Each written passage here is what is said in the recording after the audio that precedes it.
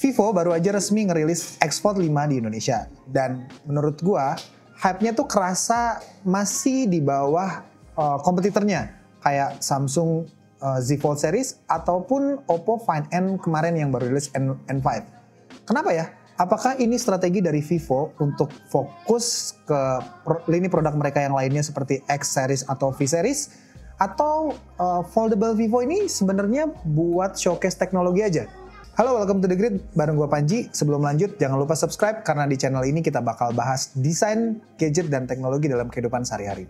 Oke, disclaimer dulu, gue nggak pegang X Fold 5 di tangan gue, tapi gue sempat hands-on kemarin punyanya Alvinson The Six, dan gue udah pakai X Fold 3 Pro ini kurang lebih 2 bulanan. Nah, gue akan bahas bagaimana sebenarnya X Fold 3 Pro ini dibandingin sama X Fold 5 dan what to anticipate sebenarnya dari foldable terbaru dari Vivo itu. Vivo tuh sebenarnya udah masuk di ranah foldable sejak tahun 2022. Secara inovasi, desain, dan teknologi, mereka tuh berani main di segmen yang premium ini. Tapi, lu nyadar gak sih kalau publik tuh lebih kenal Vivo lewat seri X mereka, HP kamera Zeiss yang punya narasi kuat. Kenapa? X Fold justru terasa kayak produk sampingan aja gitu. Lebih ke pamer teknologi daripada produk yang benar-benar digenjot secara pemasaran. Beda sama Samsung atau Oppo yang jelas-jelas bikin foldable jadi ujung tombak brand mereka untuk di segmen ultra premium. Oke, balik lagi sebagai baseline, gue udah pakai X Fold 3 Pro ini selama 2 bulan terakhir dan bener-bener gue jadiin daily driver. Honestly, gue happy banget.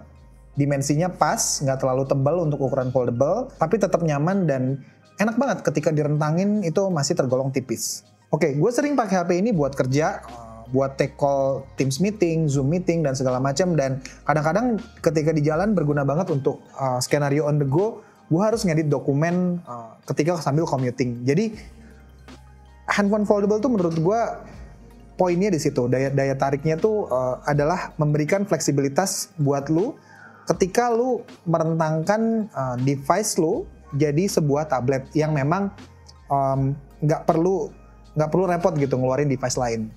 Nah, tapi disclaimer, gue juga nggak pakai handphone ini buat gaming karena gue punya tablet gaming dan juga biasanya prefer pakai smartphone lain buat gaming. Jadi benar-benar murni gue pakai buat kerja, chatting, browsing, dan segala macam. Jadi benar-benar daily driver yang utama yang gue pakai buat harian. Nah, kalau ada kekurangan, gue seperti biasa bukan fans beratnya Vantage OS. Jadi buat gue pribadi, pengalaman multitaskingnya tuh masih terbatas.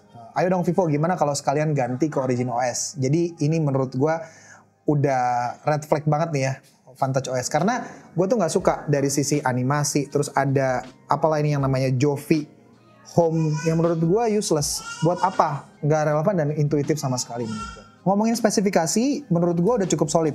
Beratnya 236 gram, unfolded cuma 5,2 mm, layar dalam ketika direntangin 8,3 inci, dan cover screen-nya itu 6,5 inci.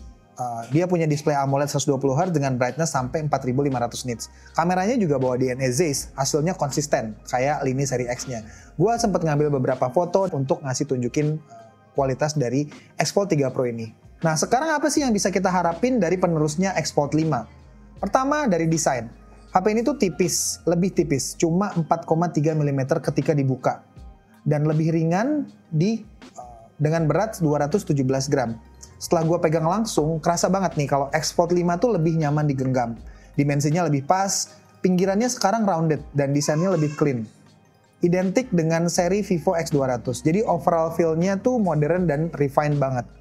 Ketika dilipat, hinge-nya kerasa lebih mantep, bikin pengalaman fold dan unfold jauh lebih smooth dibandingkan generasi sebelumnya. Oke, dari sisi software, ada Origin Workbench dan fitur AI multitasking, yang menurut gue ini jadi jawaban dari Vivo terkait keterbatasan Vantage OS di seri lamanya, yaitu di X Fold 3 Pro. Baterai juga meningkat jadi 6000 mAh dengan charging jadi 90 watt wired dan 30 watt wireless charging. Dari sisi kamera ada sedikit penyempurnaan. Kalau di X Fold 3 Pro dia pakai sensor OV50H sebagai kamera utama. Di X Fold 5 diganti jadi Sony IMX921 yang udah lebih modern. Harusnya punya dynamic range dan low light lebih baik. Ultrawide sendiri masih 50 megapiksel, tapi kali ini udah autofocus, jadi bisa dipakai buat ngambil gambar makro. Yang beda itu telefotonya. Sensor di X Fold 3 Pro itu 64 megapiksel OV64B, diganti jadi 50 megapiksel IMX882 periskop 3 kali OIS. Emang secara megapiksel turun, tapi sensornya lebih gede. Ini merupakan sebuah jaminan terkait detail dan performa low light yang lebih bagus. Jadi fokus Vivo ini kayaknya selain mengupgrade ketipisan dari X Fold 3 Pro ke X Fold 5, dia juga meningkatkan kemampuan kameranya. Nah, kalau dibandingin langsung, banyak yang sebenarnya masih mirip. Chipset masih sama-sama Snapdragon 8 Gen 3. Layarnya juga sama, 8,03 inch dan cover 6,53 inch AMOLED 120 Hz. Brightness-nya ya masih di 4500 nits dan kamera pun tetap triple Zeiss. Jadi bedanya tuh nggak terlalu banyak ya. Nah, hal yang menarik tuh adalah soal charging. X Fold 3 Pro itu punya charging sampai 100 watt dan 50 watt wireless. Sementara di X Fold 5 turun ke 90 watt dan 30 watt wireless. Wajar sih karena X Fold 3 Pro itu seri Pro dan 5 tuh embel-embel Pro-nya hilang. Nah, kesimpulannya secara core experience dua-duanya ini mirip. Jadi lu pakai X Fold 3 Pro sama X Fold 5 menurut gua nggak akan jauh berbeda. Tapi yang kerasa banget itu adalah feel di tangan dari sisi desain yang lebih modern di X Fold 5 dan juga fitur multitasking yang tadi udah ada Origin Workbench. Nah, balik lagi ke pertanyaan utama. Apakah seri foldable-nya Vivo ini memang sengaja dibuat underrated supaya mereka bisa fokus di seri X atau seri V? Menurut gua anggapan itu wajar aja ya, karena seperti yang kita tahu, aspek teknologi yang terkini, terbaru, itu mungkin nggak buat semua orang. Kayak lu mungkin nggak terlalu butuh untuk device foldable sih dengan harga yang mungkin belum terjangkau, sehingga mereka lebih memfokuskan untuk strategi marketing di produk-produk yang lebih flagship mereka, misalnya di X series dan juga di V series yang udah bawa telefoto Zeiss juga misalnya. Jadi hal ini wajar banget karena di industri smartphone biasanya produk ultra premium itu memang khas dengan inovasi, terus kemudian pembaruan teknologi yang terdepan.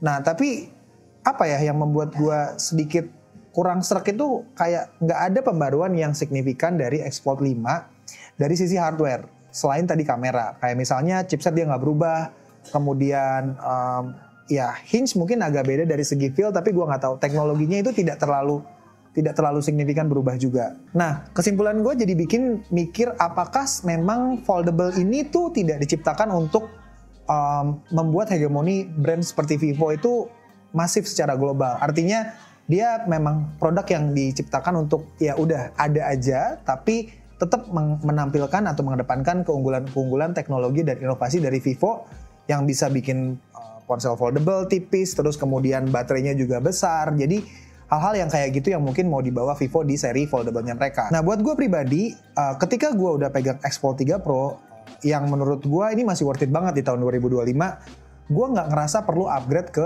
X Fold 5. Kenapa? Karena belum ada push faktor yang kenceng banget buat gue sendiri mengupgrade dari handphone ini. Tapi buat lo yang mempertimbangkan untuk pindah ke foldable pertama atau nyobain foldable pertama, menurut gue X Fold 5 menjadi opsi yang menarik. Kenapa? Yang pertama, harganya di bawah dua kompetitornya, yaitu Z Fold 7 tahun ini dan juga Find N5 dari Oppo yang dijual sebenarnya relatif di atas harga dari Vivo X Fold 5 ini. Kemudian dia ada fitur Origin Workbench yang bikin multitasking lo lebih baik lagi, dan ini bener-bener kayak ala-alanya stage manager di iPad lah ya. Jadi lu bisa ngerasain fitur multitasking yang lebih baik lagi. Kemudian udah pasti ketika lu beli handphone yang lebih baru, itu pasti jaminan upgrade software, kemudian dari segi future proof, itu udah pasti jadi sebuah bahan pertimbangan yang logis buat lo. Jadi menurut gua nggak ada salahnya kalau lu mempertimbangkan X Fold 5 untuk jadi ponsel foldable utama lu, ketimbang mungkin kompetitornya. Tapi balik lagi, karena ada orang yang mungkin sudah nyaman dengan One UI, ada juga yang mungkin udah nyaman dengan ColorOS, itu balik lagi ke preferensi masing-masing.